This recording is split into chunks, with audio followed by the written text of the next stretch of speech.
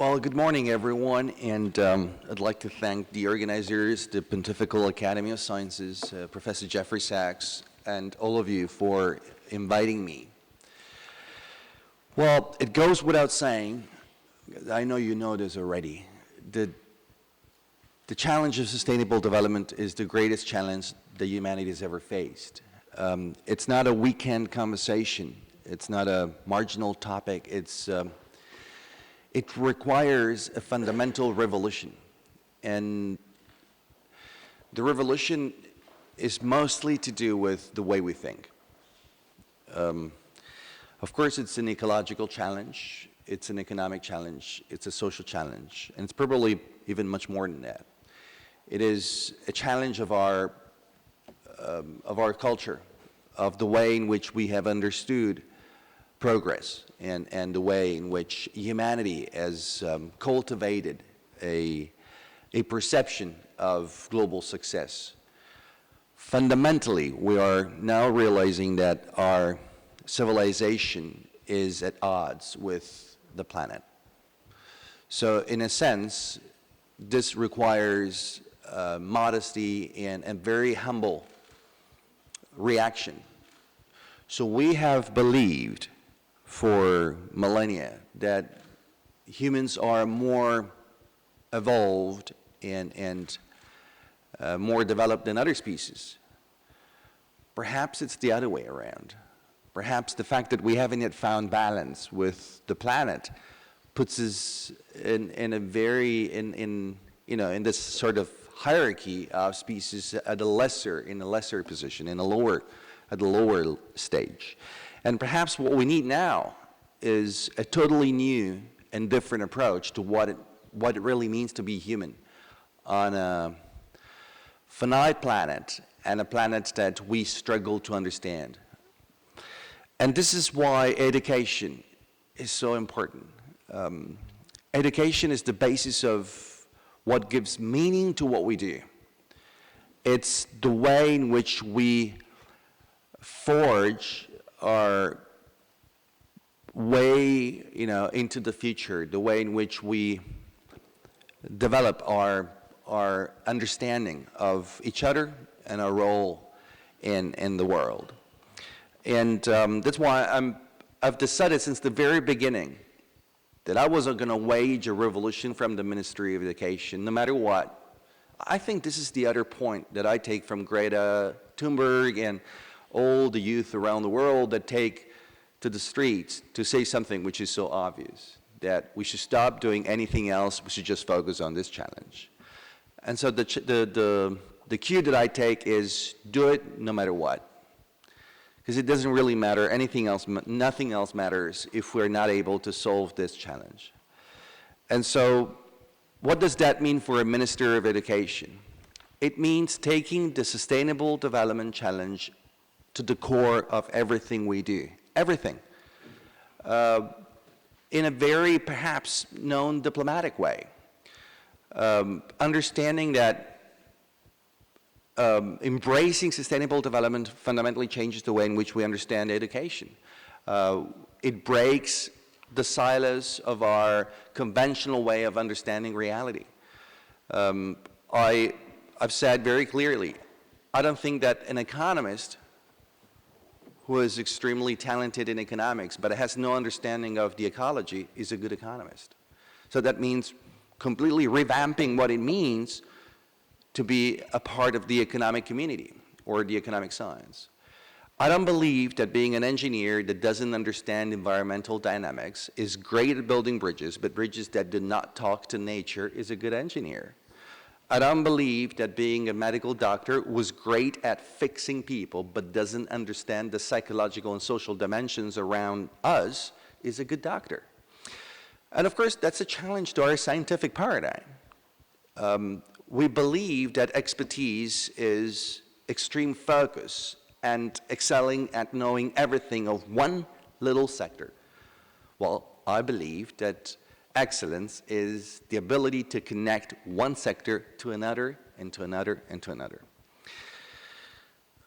We are going to bring, so what we've done at the ministry is basically to challenge, to break walls, and to challenge exactly this idea of hyper-specialization and what some academics call learned autism. You know, like knowing very well one thing, but ignoring the connections. What we need to be able to embrace is development as complexity, development as systems. We need to understand the systemic interactions. This is what many animals do naturally. They understand that balance means connections. I say to my students all the time, do you know that the overall mass of ants on this planet is by orders of magnitude much more than the mass of all humans? And yet they leave no waste behind, zero.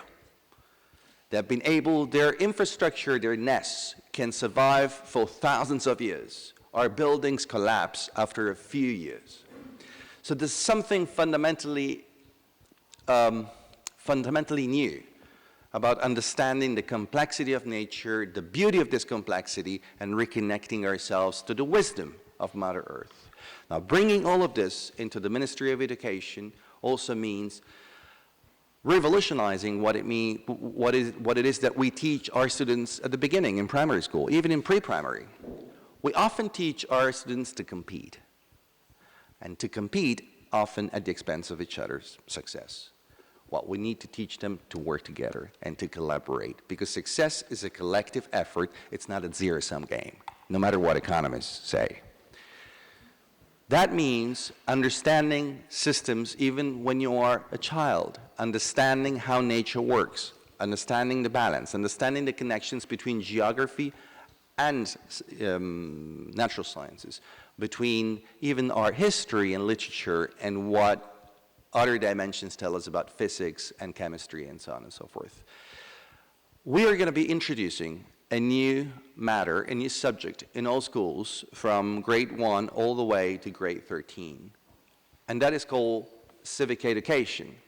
But as a matter of fact, what I've decided is to permeate that new subject with the 2030 agenda of the UN. Because if you think about it, what does it mean to be a responsible and active citizen in the 21st century? Well, it means to be fighting for the 2030 agenda, fighting for the SDGs to become something real, not something that is on banners, but something that is tangible, that will live. And so the framework will be exactly that. We'll be forging a new generation of active citizens, responsible citizens, but based on the principles that are, if you will, the hallmark of our generation, the 17 goals, and the importance of the connections between those goals. And I stress this because to me it's so important. It's not the list of goals, it's what the goals tell us, not what they are. We should never see the goals as a shopping list of 17 things, as a checklist we have to tick it off. And say, like, we've done 1, 2, 3. When I hear countries say, you know what, I think I'm going to focus on SDG 4, and then I'm going to go on to 7, and then 12, and then maybe 1. I tell them, look, this is not how you approach that. You cannot do 4 without doing 3, or without doing 2, or without doing 7. You have to face all of them at once, perhaps with a strategy of understanding the connections between what pressure points you need to touch in order to be able to, have a system move in a certain direction. But it's not a shopping list. Either you get them all or you get none of them. And this requires the kind of systemic approach that we need to instill in new generations. People my age, older, tend to believe that you can approach complexity with checklists. And I think we need a new generation that understands complexity in its entirety, in its ramifications, and has a completely different approach. So, and with this I'll conclude. Our idea, maybe a bit ambitious, Monsignor, is to make Italy the first country in the world that is taking this task extremely seriously of developing a new generation of thinkers, of responsible citizens that understand the systemic interconnections that make up the concept of sustainable development. So that is...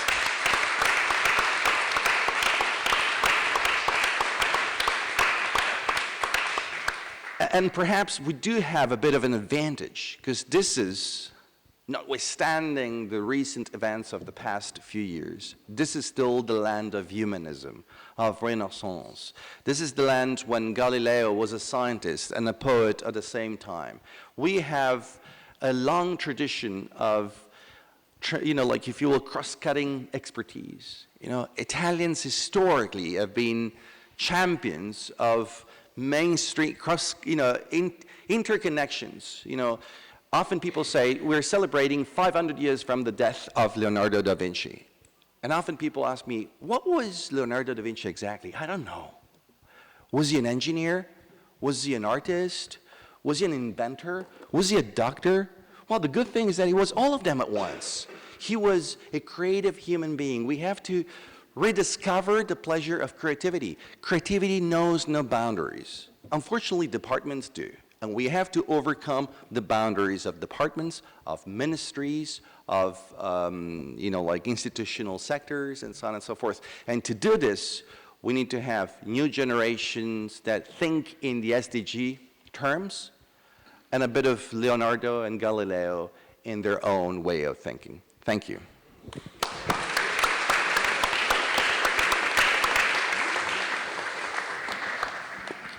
Thank you very much, Minister, for those incredible words, and congratulations on your leadership, especially on the education front and bringing and using the 2030 agenda as a framework for education in your country.